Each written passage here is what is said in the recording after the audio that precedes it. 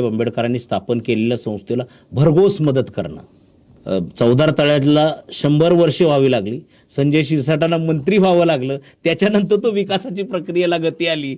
समाज कल्याण विभाग किंवा हे खातं लोकांनी एवढं काही त्याला बदनाम केलं होतं. लोकांनी सांगितलं की तुम्ही हाच विभाग कशाला, तुम्हाला जात म्हणून दिलं का? नाही म्हणलं, मी स्वीकारलंय ते.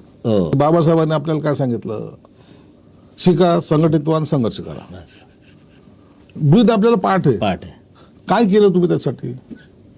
काहीच नाही केलेलं.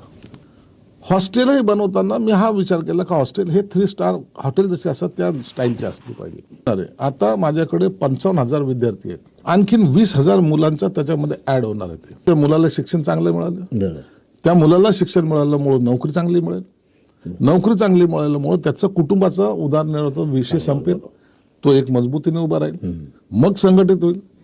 पोटात नाही तुमच्या संघटित कसे होतात का? आपलं आयुष्य काय फक्त घोषणा देण्यासाठीच आहे का? आप खातो त्या भाकरी बाबासाहेबांची सही हाय.